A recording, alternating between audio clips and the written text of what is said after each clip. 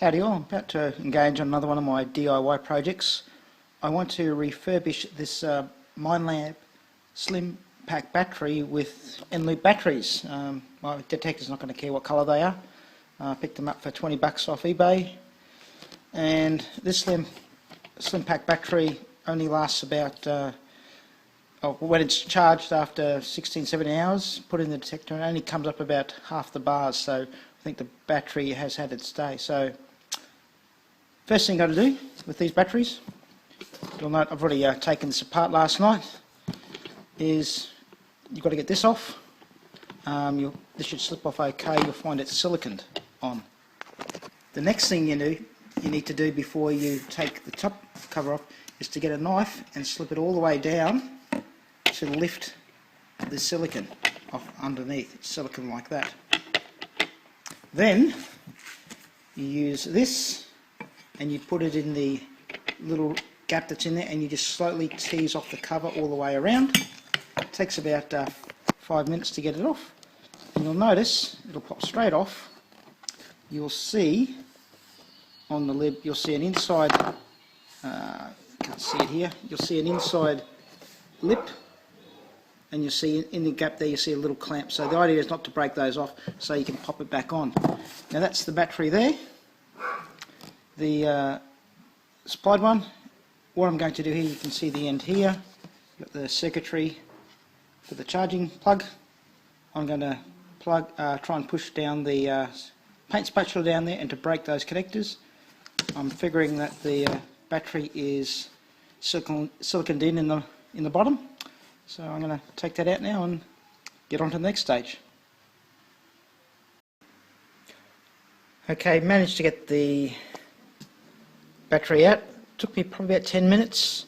That's the orientation of the battery as it was in the battery pack. The ends sheared off okay with using the ends of the paint spatula, but what you want to make sure is that you don't break it off the charging connectors, because my goal is to put the end loops in there and be able to recharge them. The battery, I ended up breaking it apart to force it out.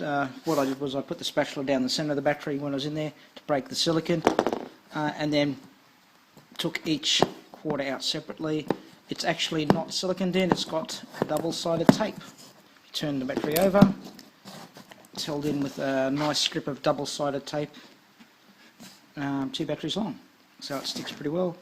That's the container empty, the holder empty, so the idea is to solder something onto those strips there for the battery terminals and figure out something for the other end, put the batteries in and the end loops, and put it back together.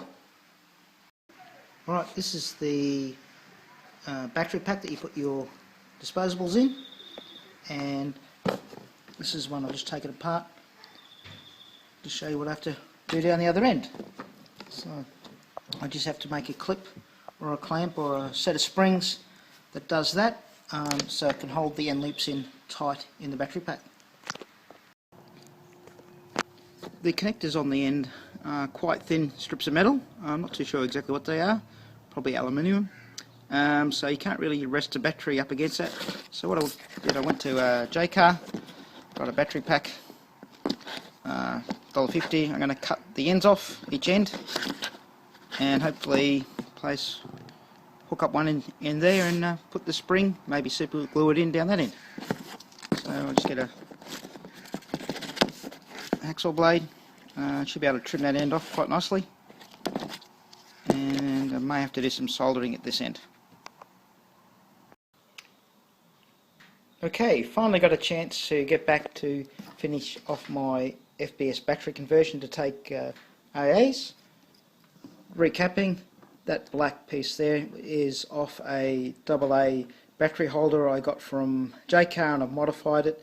When I broke the original battery off, I just took the metal loop that was left and I fed it back through there, but bend it back under, so when you push the battery in, pushes against it. This one here, I took the metal loop, bent it back through, and I wedged it through the springs. Battery holder. For the rear end, what I ended up doing was taking apart one of the kids' toys and trimming one of these strips down over here. So I apologise for all the kids that are going to lose their toys now. This was a toy that had a C-size battery holder in it, and I've trimmed it down so it fits in the metal strips here, like so, like that. I've popped on, got 7 of the 8 batteries in. That's just sitting there. I put this battery in to hold it up, but I'm actually going to put a bit of liquid nails on there just to hold it in, and this other one pops in nice and easy. Okay, the spring's a little bit off center, but that's okay. Now I'm going to try and do this with one hand, holding the other, and comes up at about 11 volts. Okay, so I'm happy with that. Give it a go. Okay, so yeah, so don't chuck away your old batteries, you can convert them.